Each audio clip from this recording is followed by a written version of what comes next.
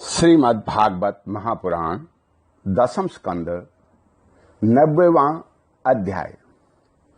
इस अध्याय में आज आप सुनेंगे भगवान श्री कृष्ण के लीला विहार का वर्णन। श्री सुखदेव जी कहते हैं, हे परीक्षित, द्वारका नगरी की छटा अलौकिक थी। उसकी सड़कें मद चूते हुए मत वाले हाथियों, सुसज्जित योद्धाओं, घोड़ों और स्वर्गमय रथों की भीड़ से सदा सर्वदा भरी रहती थी। जिधर देखिए उधर ही हरे भरे उपवन और उद्यान लहरा रहे थे। पांत के पांत वृक्ष फूलों से लदे हुए थे। उन पर बैठकर भौरे गुनगुना रहे हैं और तरह तरह के पक्षी कलरव कर रहे हैं। वह नगरी सब प्रकार की संपत्तियों से भरपूर थी। जगत के श्रेष्ठ वीर यदुवंशी उसका सेवन करने में अपना सौभाग्य मानते थे। वहां की स्त्रियां सुंदर वेश भूषा से विभूषित थी और उनके अंग अंग में जीवनी की छटा छिटकती रहती थी। वे जब अपने महलों में गेंद आदि के खेल खेलती और उनका कोई अंग कभी दिख जाता तो ऐसा जान पड़ता मानो बिजली चमक रही है। लक्ष्मीपति भगवान की यही अपनी नगरी द्वारका थी। इसी में वे निवास करते थे। भगवान श्री कृष्ण 16,000 से अधिक पत्नियों के एकमात्र प्राण वल्लभ थे। उन पत्नियों के अलग अलग महल भी परम ऐश्वर्य से संपन्न थे। जितनी पत्नियां थी उतने ही अद्भुत रूप धारण करके वे उनके साथ विहार करते थे। सभी पत्नियों के महलों में सुंदर सुंदर सरोवर थे। उनका निर्मल जल खिले हुए नीले, पीले, श्वेत, लाल आदि भांति भांति के कमलों के पराग से महकता रहता था। उनमें झुंड के झुंड हंस, सारस आदि सुंदर सुंदर पक्षी चहकते रहते थे। भगवान श्री कृष्ण उन जलाशयों में तथा कभी कभी नदियों के जल में भी प्रवेश कर अपनी पत्नियों के साथ जल विहार करते थे। भगवान के साथ विहार करने वाली पत्नियां जब उन्हें अपने भुजपास में बांध लेती, आलिंगन करती, तब भगवान के श्री अंगों में उनके वक्षस्थल की केसर लग जाती थी। उस समय गंधर्व उनके यश का गान करने लगते और सूत, मागध एवं बंदीजन बड़े आनंद से मृदंग, ढोल, नगाड़े और बीना आदि बाजे बजाने लगते। भगवान की पत्नियां कभी कभी हंसते हंसते पिचकारियों से उन्हें भिगो देती थी। वे भी उनको तर कर देते। इस प्रकार भगवान अपनी पत्नियों के साथ क्रीड़ा करते, मानो यक्षराज कुबेर यक्षिणियों के साथ विहार कर रहे हों। उस समय भगवान की पत्नियों के वक्षस्थल और जंघा आदि अंग वस्त्रों के भीग जाने के कारण उनमें से झलकने लगते। उनकी बड़ी बड़ी चोटियों और जोड़ों से गुथे हुए फूल गिरने लगते। वे उन्हें भीगते भीगते पिचकारी छीन लेने के लिए उनके पास पहुंच जाती और उसी बहाने उनके प्रियतम का आलिंगन कर लेती। इसके स्पर्श से पत्नियों के हृदय में प्रेम भाव की अभिवृद्धि हो जाती, जिससे उनका मुख कमल खिल उठता। ऐसे अवसरों पर उनकी शोभा और भी बढ़ जाया करती। उस समय भगवान श्री कृष्ण की वनमाला उन रानियों के वक्षस्थल पर लगी हुई केसर के रंग से रंग जाती। बिहार में अत्यंत मग्न हो जाने के कारण घुंघराली अलकें उन्मुक्त भाव से लहराने लगती। वे अपनी रानियों को बार बार भिगो देते और रानियां भी उन्हें सराबोर कर देती। भगवान श्री कृष्ण उनके साथ इस प्रकार विहार करते मानो कोई गजराज हथिनियों से घेरकर उनके साथ क्रीड़ा कर रहा हो। भगवान श्री कृष्ण और उनकी पत्नियां क्रीड़ा करने के बाद अपने अपने वस्त्राभूषण उतार करके उन नटों और नर्तकियों को दे देते, जिनकी जीविका केवल गाना बजाना ही है। हे परीक्षित, भगवान इसी प्रकार उनके साथ विहार करते रहते। उनकी चाल ढाल, बातचीत, चितवन, मुस्कान, हास विलास और आलिंगन आदि से रानियों की चित्तवृत्ति उन्हीं की ओर खींची जाती। उन्हें और किसी बात का स्मरण न होता। हे परीक्षित, रानियों के जीवन सर्वस्व उनके एकमात्र हृदयेश्वर भगवान श्री कृष्ण ही थे। वे कमल नयन श्याम सुंदर के चिंतन में ही इतनी मग्न हो जाती कि कई देर तक तो चुप हो रहती और फिर उन्मत्त के समान असंबद्ध बातें करने लगती। कभी कभी तो भगवान श्री कृष्ण की उपस्थिति में ही प्रेमोन्माद के कारण उनके विरह का अनुभव करने लगती और न जाने क्या क्या कहने लगती। मैं उनकी बात तुम्हें सुनाता हूं। रानियां कहती, अरे कुररी, अब तो बड़ी रात हो गई है, संसार में सब और सन्नाटा छा गया है। देख, इस समय स्वयं भगवान अपना अखंड बोध छिपा करके सो रहे हैं और तुझे नींद ही नहीं आती। तू इस तरह रात रात भर जग करके विलाप क्यों कर रही है? हे सखी, कहीं कमल नयन भगवान के मधुर हास्य और लीला भरी उदार स्वीकृति सूचक चितवन से तेरा हृदय भी हमारी ही तरह विद तो नहीं गया है? अरे चकुई, तूने रात के समय अपने नेत्र बंद क्यों कर लिए हैं?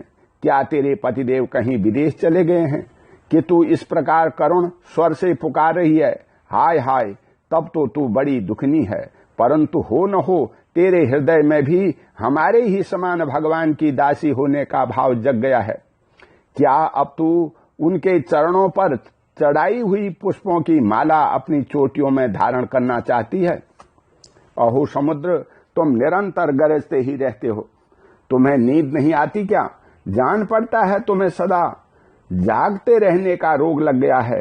परंतु नहीं नहीं, हम समझ गई। हमारे प्यारे श्याम सुंदर ने तुम्हारे धैर्य, गांभीर्य आदि स्वाभाविक गुण छीन लिए हैं। क्या इसी से तुम हमारे ही समान ऐसी व्याधि के शिकार हो गए हो जिसकी कोई दवा नहीं है? हे चंद्रदेव, तुम्हें बहुत बड़ा रोग राग यक्षमा हो गया है क्या? इसी से तुम इतने क्षीण हो गए हो। अरे राम राम, जब तुम अपनी किरणों से अंधेरा भी नहीं हटा सकते, क्या हमारी ही भांति हमारे प्यारे श्याम सुंदर की मीठी मीठी रहस्य की बातें भूल जाने के कारण तुम्हारी बोलती बंद हो गई है क्या? इसी की चिंता में तुम मौन हो रहे हो क्या? मलयानल, हमने क्या तेरा बिगाड़ा है जो तू हमारे हृदय में काम का संचार कर रहा है? अरे तू नहीं जानता क्या, भगवान की तिरछी चितवन से हमारा हृदय तो पहले ही घायल हो गया है। श्रीमन मेघ, तुम्हारे शरीर का सौंदर्य तो हमारे प्रियतम जैसा ही है।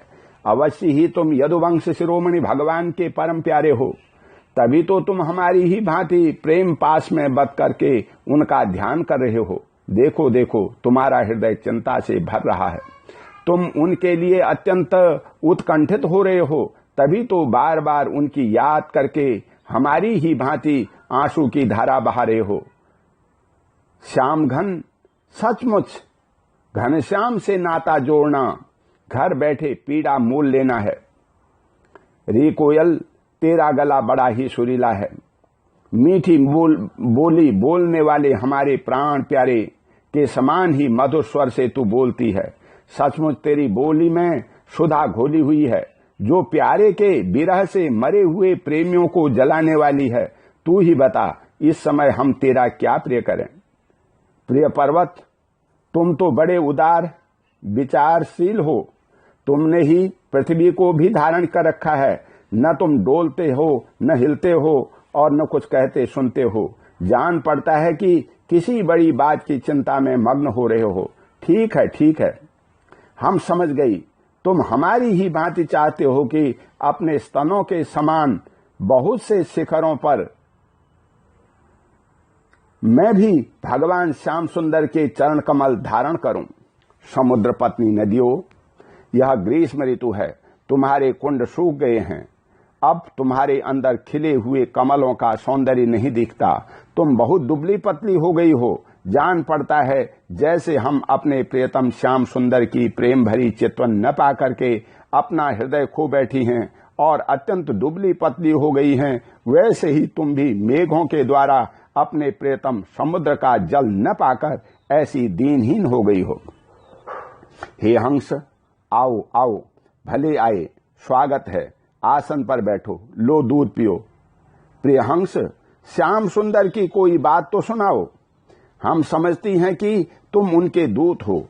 किसी के बस में न होने वाले श्याम सुंदर सकुशल तो है ना? अरे भाई, उनकी मित्रता तो बड़ी स्थिर है, बड़ी अस्थिर है, क्षणभंगुर है। एक बात तो बतलाओ, उन्होंने हमसे कहा था कि तुम ही हमारी परम प्रियतमा हो। क्या अब उन्हें यह बात याद है? जाओ जाओ, हम तुम्हारी अनुनय विनय नहीं सुनती। जब वे हमारी परवाह नहीं करते तो हम उनसे पीछे क्यों मरें? शूद्र के दूत, हम उनके पास नहीं जाती। क्या कहा? वे हमारी इच्छा पूर्ण करने के लिए ही आना चाहते हैं। अच्छा, तब हमें तो वहां बुला लाना, हमसे बातें करना, परंतु कहीं लक्ष्मी जी को साथ न ले आना। तब क्या वे लक्ष्मी जी को छोड़कर यहां नहीं आना चाहते? यह कैसी बात है? क्या स्त्रियों में लक्ष्मी ही एक ऐसी है जिनका भगवान ने अनन्य प्रेम है? क्या हम में से कोई एक भी वैसी नहीं है? हे परीक्षित, श्री कृष्ण पत्नियां योगेश्वर भगवान श्री कृष्ण में ऐसा ही अनन्य प्रेम भाव रखती थी। इसी से उन्होंने परम पद प्राप्त किया। भगवान श्री कृष्ण की लीलाएं अनेकों प्रकार से अनेकों गीतों द्वारा गान की गई हैं। वे इतनी मधुर, इतनी मनोहर हैं कि उनके सुनने मात्र से स्त्रियों का मन बलात् उनकी ओर खिंच जाता है। फिर तो स्त्रियां उन्हें अपने नेत्रों से देखती थी। उनके संबंध में तो कहना ही क्या है। जिन बड़भागिनी स्त्रियों ने जगत गुरु भगवान श्री कृष्ण को अपना पति मानकर परम प्रेम से उनके चरण कमलों को सहलाया, उन्हें नहलाया, धुलाया, खिलाया, पिलाया, तरह तरह से उनकी सेवा की, उनकी तपस्या का वर्णन तो भला किया ही कैसे जा सकता है। हे परीक्षित, भगवान श्री कृष्ण सत्पुरुषों के एकमात्र आश्रय हैं। उन्होंने वेदोक्त धर्म का बार बार आचरण करके लोगों को यह बात बतला दी कि घर ही धर्म, अर्थ और काम साधन का स्थान है। इसीलिए वे गृहस्थोचित श्रेष्ठ धर्म का आश्रय लेकर व्यवहार कर रहे थे। हे परीक्षित, मैं तुमसे कह ही चुकी हूं कि उनकी रानियों की संख्या भी 16,108। उन श्रेष्ठ स्त्रियों से मैं रुक्मिणी आदि 8 पटरानियां और उनके पुत्रों का तो मैं पहले ही क्रम से वर्णन कर चुका हूं। उनके अतिरिक्त भगवान श्री कृष्ण की और जितनी पत्नियां थी, उनसे भी प्रत्येक के 10-10 पुत्र उत्पन्न किए। यह कोई आश्चर्य की बात नहीं है, क्योंकि भगवान सर्वशक्तिमान और सत्य संकल्प हैं। भगवान के परम पराक्रमी पुत्रों में 18 तो महारथी थे, जिनका यश सारे जगत में फैला हुआ था। उनके नाम मुझसे सुनो। प्रद्युम्न, अनिरुद्ध, दीप्तिमान, भानु, शांभ, मधु, ब्रह्मद्वान, चित्रभानु, वृक, अरुण, पुष्कर, वेदबाहु, सुदेव, सुनंदन, चित्रबाहु, विरूप, कवि और न्यग्रोध। हे राजेंद्र, भगवान श्री कृष्ण के इन पुत्रों में से भी सबसे श्रेष्ठ रुक्मिणी नंदन प्रद्युम्न जी थे। वे सभी गुणों से अपने पिता के समान ही थे। महारथी प्रद्युम्न ने रुक्मिणी की कन्या से अपना विवाह किया था। इसी के गर्भ से अनिरुद्ध जी का जन्म हुआ। इसमें 10,000 हाथियों का बल था। रुक्मी के दौहित्र अनिरुद्ध जी ने अपने नाना की पोती से विवाह किया। उसके गर्भ से वज्र का जन्म हुआ। ब्राह्मणों के शाप से पैदा हुए मूसल के द्वारा यदुवंश का नाश हो जाने पर एकमात्र वे ही बच रहे थे। ब्रज के पुत्र थे प्रतिबाहु, प्रतिबाहु के सुबाहु, सुबाहु के शांतसेन और शांतसेन के सतसेन। हे परीक्षित, इस वंश में कोई भी पुरुष ऐसा न हुआ जो बहुत ही संतान वाला न हो, तथा जो निर्धन, अल्पायु और अल्पशक्ति हों, वे सभी ब्राह्मणों के भक्त थे। हे परीक्षित, यदुवंश में ऐसे ऐसे यशस्वी और पराक्रमी पुरुष हुए हैं जिनकी गिनती भी हजारों वर्ष में पूरी नहीं हो सकती। मैंने ऐसा सुना है कि यदुवंश के बालकों को शिक्षा देने के लिए 3,88,00,000 आचार्य थे। ऐसी स्थिति में महात्मा यदुवंशियों की संख्या तो बताई ही कैसे जा सकती है। स्वयं महाराज उग्रसेन के साथ 1 नील के लगभग सैनिक रहते थे।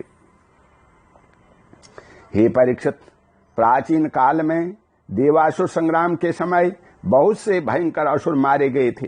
वे ही मनुष्यों में उत्पन्न हुए और बड़े घमंड से जनता को सताने लगे। उनका दमन करने के लिए भगवान की आज्ञा से देवताओं ने ही यदुवंश में अवतार लिया था। हे परीक्षित, उनके कुलों की संख्या 101 थी। वे सब भगवान श्री कृष्ण को ही अपना स्वामी एवं आदर्श मानते थे। जो यदुवंशी उनके अनुयायी थे, उनकी सब प्रकार से उन्नति हुई। यदुवंशियों का चित्त इस प्रकार भगवान श्री कृष्ण में लगा रहता था कि उन्हें सोने, बैठने, घूमने, फिरने, बोलने, खेलने और नहाने धोने आदि कामों में अपने शरीर की भी शुद्धि न रहती थी। वे जानते ही न थे कि हमारा शरीर क्या कर रहा है। उनकी समस्त शारीरिक क्रियाएं यंत्र की भांति अपने आप होती रहती थी।